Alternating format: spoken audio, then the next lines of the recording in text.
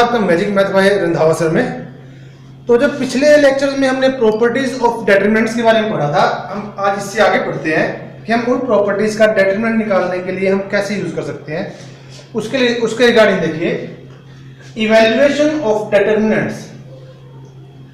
If A is a square matrix of order 2, then its determinant can be easily found। ये तो बच्चों आपको पता ही होगा कि 2x2 ऑर्डर की मैट्रिक्स है जिसका हम डिटरमिनेंट इजीली निकाल सकते हैं।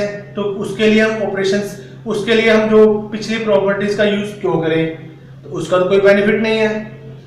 But to evaluate determinants of square matrices of higher orders, यानी ऐसी स्क्वायर मैट्रिसेस का ऑर्डर जिनका ऑर्डर 3 या 3 से ज्यादा है, उनके लिए हम always try to introduce zero at maximum number of places in a particular row or particular column। यानी बच्चों ने प्रॉपर्टीज क्यों पढ़ी है, ताकि अगर 2 ऑर्डर से हायर ऑर्डर की अगर आपकी मैट्रिक्स है और उसको इवैल्यूएट करने के लिए अगर आपकी नंबरिंग कम है, वो तो डायरेक्टली डिटरमिनेंट निकल जाएगा। अगर बाय चांस अगर उसका कैलकुलेशन बहुत ज्यादा है, तो उसके लिए हम क्या करेंगे, हम पिछले वाली प्रॉपर्टीज का यूज करके उसकी किसी एक रो में ज्यादा से ज्यादा जीरोस बनाने की कोशिश करेंगे ताकि उसको एक्सपेंड करना आसान हो सके।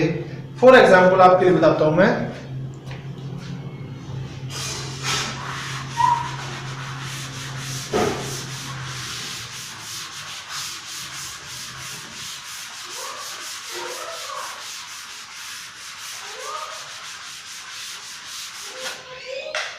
जैसे एग्जांपल के तौर पे अगर मैट्रिक्स है आपकी 1 2 3 4 2x2 ऑर्डर की है, इसका डिटरमिनेंट निकालने के लिए हमें ज्यादा मेहनत नहीं करनी पड़ेगी। डायरेक्ट हम लिखेंगे 4 - 6 = -2। Is it clear? लेकिन अगर मैट्रिक्स आपकी कुछ इस टाइप की है 1 1 1 46 47 48 103 509 789, अगर इस टाइप की मैट्रिक्स है, अगर आप इसको एक्सपेंड करते हो तो सीधी सी बात है आपको कैलकुलेशन वर्क आपका बहुत बढ़ जाएगा। अच्छा, और इसको हम डिटरमिनेंट निकालने के लिए हम क्या करेंगे, प्रॉपर्टीज ऑफ डिटरमिनेंट्स का यूज करेंगे। और हमने 8th प्रॉपर्टी में एक बात सीखी थी कि किसी भी रो पे अगर कुछ इस टाइप की ऑपरेशन लगाई जाए, जैसे Ri पे Ri plus lambda Rj type की, या फिर किसी कॉलम पे पर्टिकुलर कॉलम भी कह सकते हैं, किसी कॉलम को प्लस करें या माइनस करें, इस टाइप की ऑपरेशन लगाई जाए तो उस मैट्रिक्स के डिटरमिनेंट पे कोई फर्क नहीं पड़ता। ये चीज बच्चों हमने की थी प्रॉपर्टी नंबर 8 पिछले वाले लेक्चर में। अगर आपको कोई दिक्कत है तो आप प्रॉपर्टी नंबर 8 पिछले वाले लेक्चर आप रीड करके देख सकते हो। तो अब हम जो ये प्रॉपर्टीज है इनका हम प्रॉपर यूज कैसे करें ताकि डिटरमिनेंट हमारा इजीली निकल जाए, तो उसके लिए हम क्या करेंगे, जैसे आपको यहाँ पे आपको कैलकुलेशन दिख रही है, यहाँ पे कैलकुलेशन बहुत लंबी होने वाली है। तो इसके लिए हम क्या करेंगे, इसके लिए प्रॉपर्टीज लगाएंगे, हम ऐसी प्रॉपर्टी लगाएंगे ताकि हमें एक्सपेंड करने में ज्यादा दिक्कत ना आए। फॉर एग्जांपल हम ऑपरेशन लगाते हैं C2 पे, सेकंड कॉलम पे C2 - C1, तो आपका A हो जाएगा, डिटरमिनेंट निकाल देगा 146 103 माइनस करें 1 C2 - C1। ऑपरेशन जिस कॉलम पे ऑपरेशन लगेगी या जिस रो पे ऑपरेशन लगेगी वो लेफ्ट हैंड साइड में लिखेंगे, और जो ऑपरेशन की कैलकुलेशन आएगी वो हम राइट साइड में लिखेंगे। तो जैसे C2 - C1 है तो 1 - 1 0, 47 - 46 1, 509 - 103 406। इसी के साथ साथ ऑपरेशन लगा देते हैं हम C3 पे, C3 - C1। अब इसमें ध्यान रखना C3 माइनस C2 पे ऑपरेशन लगा के डायरेक्ट हम ये नहीं लिखेंगे, पहले एक बार हम कैलकुलेशन लिख लेते हैं, क्योंकि एक ऑपरेशन लगाने के बाद जब मैट्रिक्स लिखेंगे उसके बाद दोबारा ऑपरेशन दूसरी ऑपरेशन लगाई जाएगी 48 7 8 9। अब इसमें एक जीरो आ चुकी है, अब एक जीरो हम और बनाएंगे ऑपरेशन लगा के,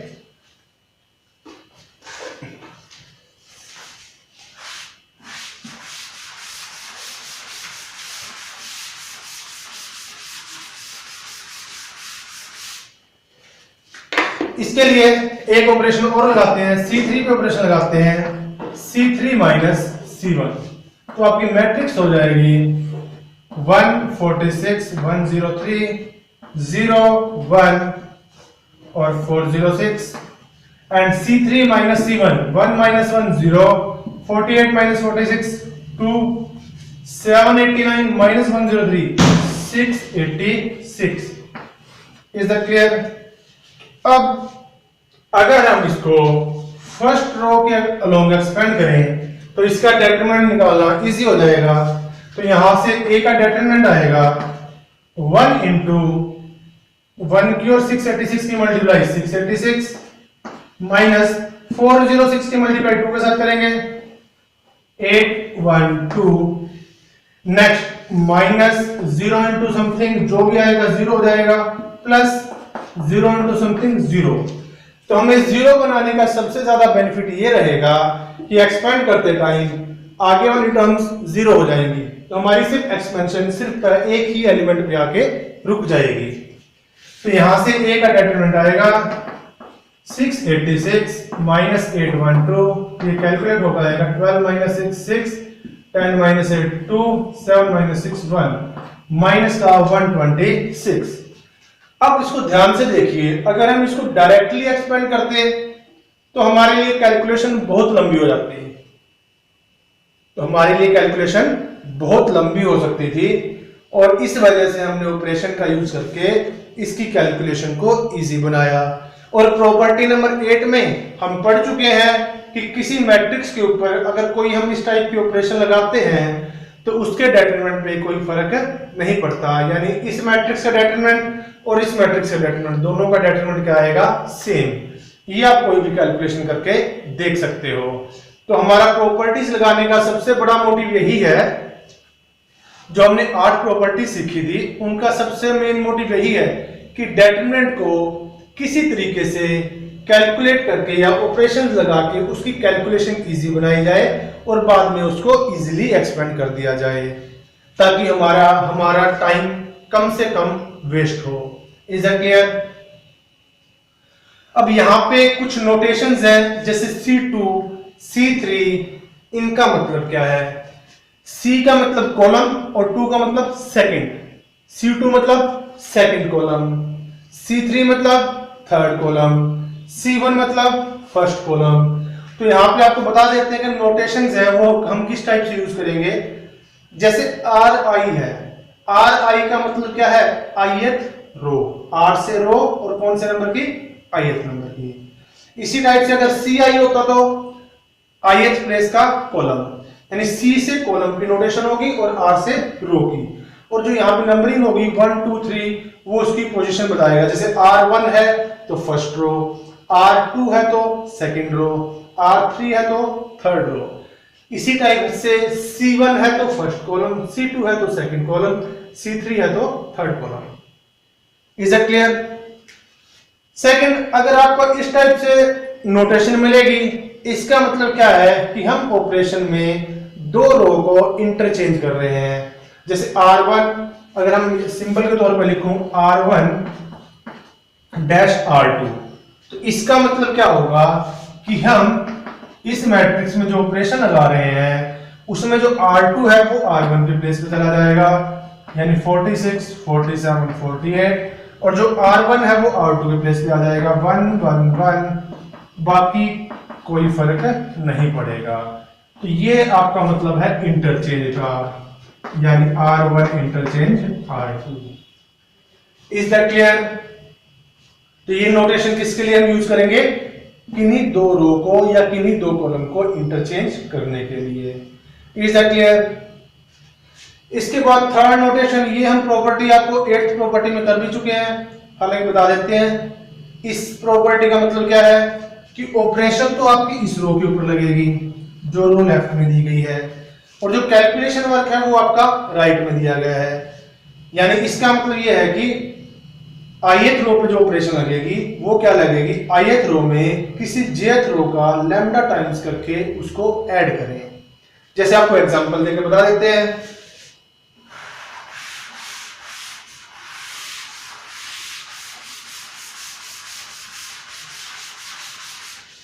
जैसे अगर किसी टाइप से अगर आपके पास ऑपरेशन लगाई जाए, जैसे अगर हम R2 पे ऑपरेशन लगाएं, R2 प्लस 10R1, इसका मतलब ये है कि जब हम R2 I के प्लेस पे 2 और J के प्लेस पे 1 और लैम्डा की जगह क्या है 10, इसका मतलब ये है कि जब भी हम ऑपरेशन लगाएंगे, अगर R2 पे ऑपरेशन है तो फर्स्ट और थर्ड रो पे कोई फर्क नहीं पड़ेगा, first row as it is लिखें और थर्ड रो भी एज इट इज लिख दें, 509 789।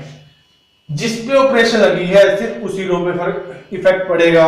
अब इसमें फर्क क्या पड़ना है, R2 में फर्स्ट रो को 10 से मल्टीप्लाई कीजिए, इसको 10 से मल्टीप्लाई करें, रफली कर लेते हैं हम 10 10 10। इसका 10 टाइम्स किस में ऐड करना है, R2 में। R2 में रफली लिख लीजिए 46 47 48, तो इसको ऐड करना है। दैट मींस तो क्या आएगा यहाँ पे 56 57 58। तो यहाँ पे इन ऑपरेशंस का मतलब ये है कि जिस पे ऑपरेशन लगेगी सिर्फ उसी रो में चेंज आएगा, और जो ऑपरेशन की कैलकुलेशन होगी वो हम कैलकुलेट करके उस रो के प्लेस पे लिख देंगे। अगर यहाँ पे R है तो ये ऑपरेशन जो ये चेंज आएगा रो पे आएगा, अगर यहाँ पे C होता तो ये चेंज किस पे आता, कॉलम पे आता। Is that clear?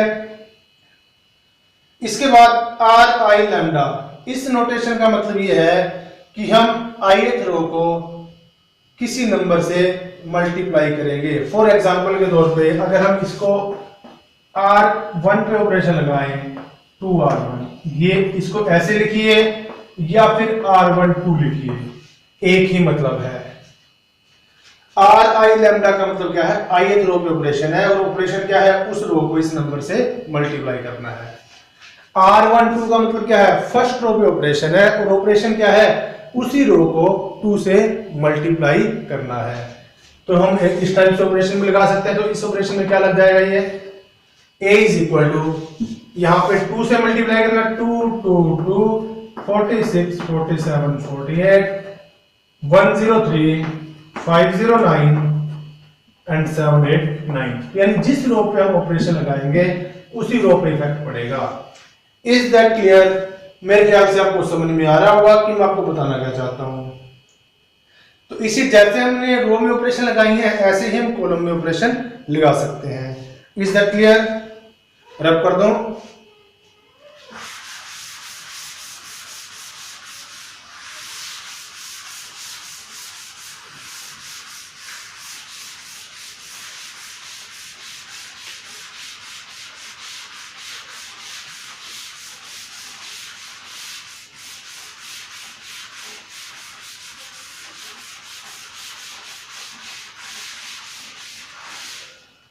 अब बच्चों ऑपरेशन लगाते टाइम कुछ सावधानियां हैं जो आपको रखनी है कि ऑपरेशन लगाते टाइम आपको क्या क्या ध्यान में रखना है।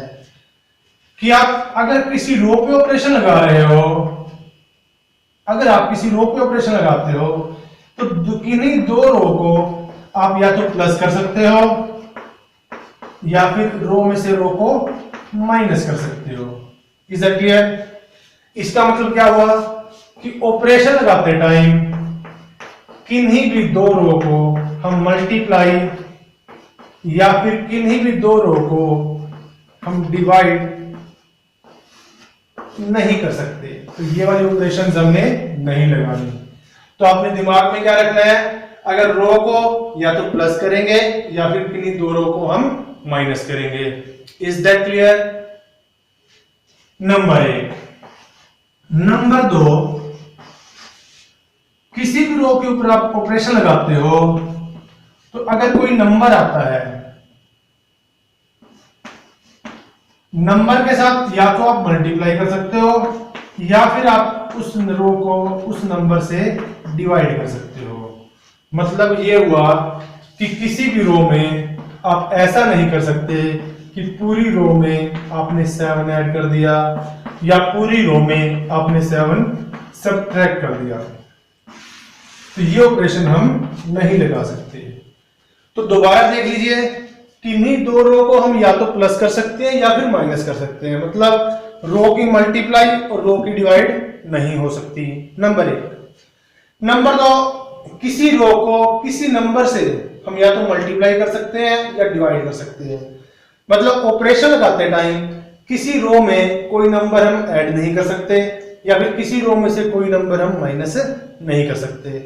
Is it clear? हाँ, हम ये जरूर कर सकते हैं, इन दोनों का कॉम्बिनेशन यूज कर सकते हैं। कॉम्बिनेशन कैसे? जैसे R3 पे ऑपरेशन लगाया, R3 प्लस 7R1। जैसे यहां पे नंबर है, नंबर को किसी रो के साथ मल्टीप्लाई कर सकते हैं या डिवाइड कर सकते हैं। Is clear? अब यहाँ पे एक रो है, यहाँ पे दूसरी रो है, उन दोनों रोज को हम प्लस कर सकते हैं या फिर माइनस कर सकते हैं। क्या यहाँ पे रो के बीच में कोई मल्टीप्लाई का साइन है? नहीं है। क्या नंबर और रो के बीच में कोई प्लस का साइन है? नहीं है। तो आप ऑपरेशन लगाते टाइम ये ध्यान जरूर रखेंगे, किन्हीं भी दो रोज को हम या तो प्लस करेंगे या माइनस करेंगे, और मल्टीप्लाई या डिवाइड किसी रो को हम किसी नंबर से ही कर सकते हैं। रो को डायरेक्ट मल्टीप्लाई डिवाइड नहीं कर सकते और रो में डायरेक्टली कोई नंबर प्लस या माइनस नहीं कर सकते। Is that clear? तो मेरे को लग रहा है कि आपको ऑपरेशन लगाने का सही तरीका समझ में आ गया होगा। और एक चीज और जो आपको समझ लेना जरूरी है, अगर आप किसी रो पे ऑपरेशन लगा रहे हो तो रो में रो ही ऐड करेंगे। अगर रो में ऐड करोगे, ऐड या सब्ट्रैक्ट करोगे, तो रो में रो ही ऐड या सब्ट्रैक्ट होनी चाहिए। मतलब आप इस टाइप की कोई ऑपरेशन नहीं लगा सकते कि R3 पे हमने ऑपरेशन लगाया R3 प्लस C2, ऐसी कोई भी ऑपरेशन नहीं लगेगी। यानी अगर रो पे ऑपरेशन लगाई है तो रो वाली टर्म्स आएंगी, और अगर कॉलम पे ऑपरेशन लगाई है तो कॉलम वाली ऑपरेशन आएंगी। लेकिन रो और कॉलम का कोई मिक्सचर ऑपरेशन में नहीं आएगा। तो ये बात अपने दिमाग में अच्छी तरह से डाल लें। Is that clear? चलिए आगे बढ़ते हैं।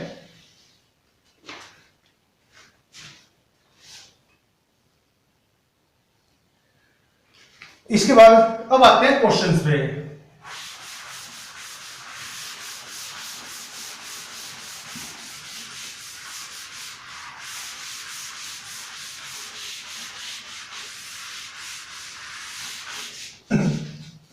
अब क्वेश्चंस में क्वेश्चन नंबर 1, क्वेश्चन आपका लिखिए, without expanding calculate the determinant, without expanding calculate the determinant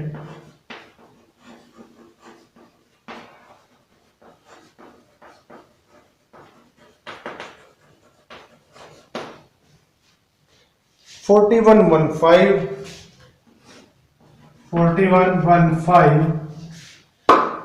next है 7979 एंड 2953। अब बिना एक्सपेंड किए हम इस डिटरमिनेंट की कैलकुलेशन कैसे करेंगे? उससे पहले जो आपको पिछले लेक्चर में 8 प्रॉपर्टीज करवाई गई थी, आपका ध्यान एक बार मैं उस तरफ ले जाना चाहूंगा। पहली प्रॉपर्टी में क्या था? किसी मैट्रिक्स का डिटरमिनेंट निकालें या उसके ट्रांसपोज का डिटरमिनेंट निकालें, कोई फर्क नहीं पड़ता।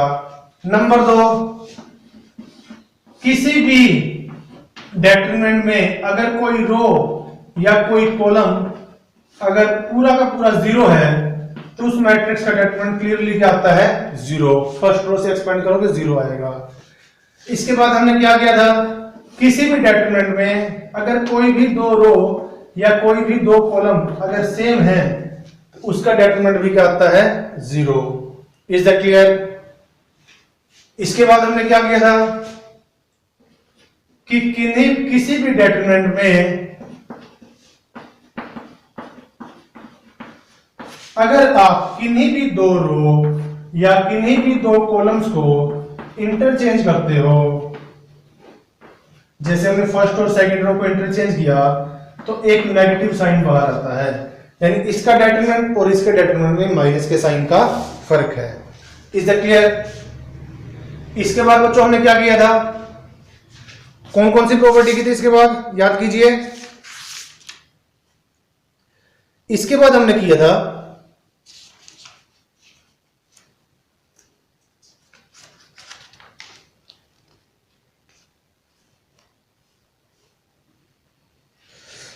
अगर किसी डेटर्मिनेंट को किसी नंबर से मल्टीप्लाई करना है, वो या तो किसी एक रो के साथ मल्टीप्लाई होगा या फिर किसी एक कॉलम के साथ। तो हम इसको ऐसे भी लिख सकते हैं k2 k3 k 4 5 6 7 8 9, या फिर इसकी कैलकुलेशन ऐसे भी आ सकती है 1 4 k 7 k k 4 k 7 k 2 5 8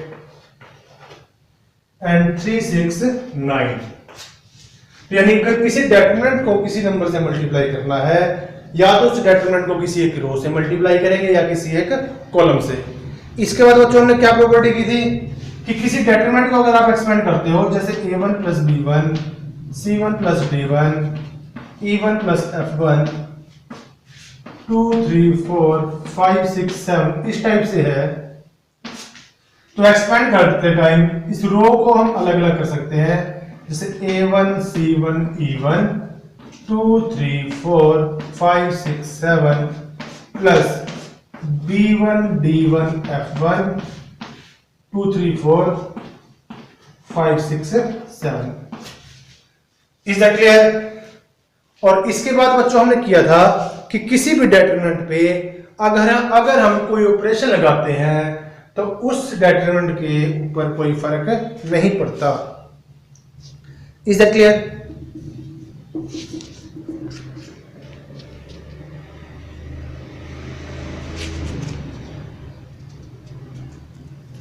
चलिए अब इसी के रिगार्डिंग अब हम इस डेटर्मिनेंट को सोल्व करते हैं। तो वो कैसे करेंगे?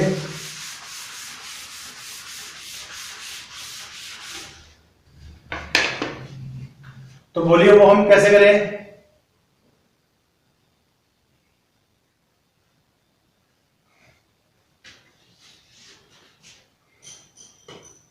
अगर हम यहां पे C1 पे ऑपरेशन लगाएं, C1 माइनस 8C3, तो इसको हम डेल्टा मान लेते हैं थोड़ी देर के लिए, या डेल्टा मान लेते हैं, तो ये हमारा डेटर्मिनेंट किस टाइप का हो जाएगा?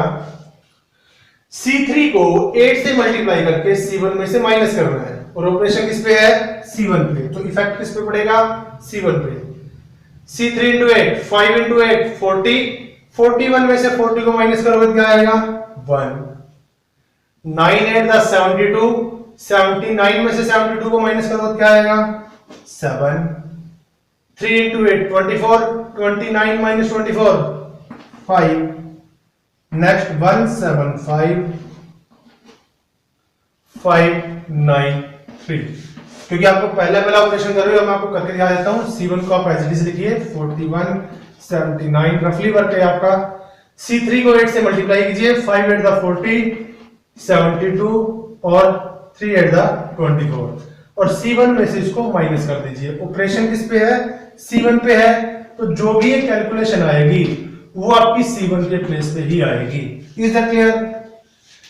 अब इस डेटर्मिनेंट को ध्यान से देखिए, इसमें अगर पहला और दूसरा कॉलम क्या है? सेम, और हमने प्रॉपर्टी में पढ़ा है कि अगर किसी भी डेटर्मिनेंट में अगर कोई दो रो या फिर अगर कोई दो कॉलम सेम हो तो वो डेटर्मिनेंट क्या हो जाता है? जीरो। तो क्या हमें इसे एक्सपेंड करने की जरूरत पड़ी? नहीं। चलिए अगले क्वेश्चन की तरफ बढ़ते हैं। नेक्स्ट क्वेश्चन रफ कर दो इसका।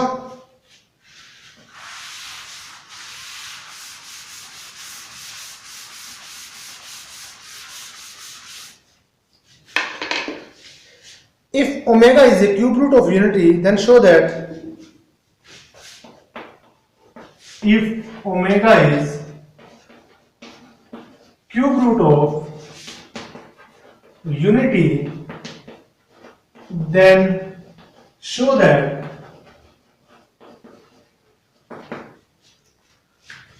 one omega omega square omega square 1 omega square 1 omega, इसका डेटरमिनेंट इज इक्वल टू 0।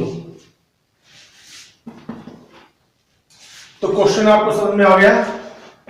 यहां पे ओमेगा क्या है, क्यूब रूट ऑफ यूनिटी, तो आपने शो क्या करना है, इसके डेटरमिनेंट को 0। तो सिंपल सॉल्यूशन है, लेट इसको डेल्टा मान लें, 1 omega omega square omega square 1 और इसके बाद ओमेगा स्क्वायर 1 ओमेगा। अब अगर ये क्यूब रूट ऑफ यूनिटी है, आपने +1 क्लास में पढ़ा हुआ है, क्यूब रूट ऑफ यूनिटी में क्या होता है, ओमेगा क्यूब की वैल्यू क्या आती है 1 और दूसरी प्रॉपर्टी 1 प्लस ओमेगा स्क्वायर की वैल्यू क्या होती है 0। ये शायद ये मैं आपसे उम्मीद करता हूं कि आपने +1 में जब आपने क्यूब रूट ऑफ यूनिटी यानी जब कॉम्प्लेक्स नंबर पढ़ा था तो आपने ये प्रॉपर्टीज पढ़ी होंगी। तो हम इसी प्रॉपर्टी के हेल्प से हम ऑपरेशन लगा देते हैं। आप किसी भी C1 पे ऑपरेशन लगा दें, किसी भी ऑपरेशन लगा सकते हो आप। हम ऑपरेशन लगाएंगे C1 plus C2 plus C3। तो देखिए ध्यान रखिए, जब आप कॉलम पे ऑपरेशन लगा रहे हो तो प्लस करोगे तो सारे के सारे क्या होना चाहिए, कॉलम। क्या इसमें कोई रो आई है, नहीं आई। तो ऑपरेशन लगाएंगे तो डेल्टा क्या हो जाएगा आपका 1 plus omega square omega square plus 1 omega square plus 1 plus omega. Second column omega square 1 omega square 1 omega. अब क्योंकि हमने क्यूब रूट ऑफ यूनिटी पढ़ रखा है कि 1 प्लस ओमेगा स्क्वायर की वैल्यू क्या होती है 0, तो 1 प्लस ओमेगा स्क्वायर इसको किससे रिप्लेस करेंगे हम 0 से। Next 1 plus omega square 0 1 plus omega square 0 omega square 1 omega square 1 omega. तो इसकी वैल्यू क्या आई, क्योंकि देखो पहले कॉलम में तीनों टर्म 0 हो गई, तो जिसका एक रो या एक कॉलम 0 है तो उसका डेटरमिनेंट क्या आएगा 0। तो हमें एक्सप्लेन करने की जरूरत नहीं है, इसको डायरेक्टली एक्सप्लेन करते हैं, कैलकुलेशन लंबी आती है, लेकिन सिर्फ एक सिंपल ऑपरेशन ने इसके डेटरमिनेंट को हमारे सामने ला खड़ा किया। Is it clear? चलिए इसके बाद आगे बढ़ते हैं। नेक्स्ट क्वेश्चन है, रब कर दो इसको।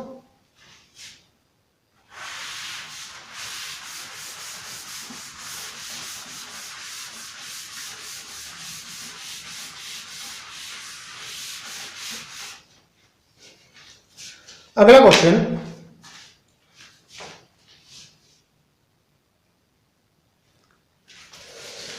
चलिए आज के लिए इतना ही काफी है, टाइम हो गया।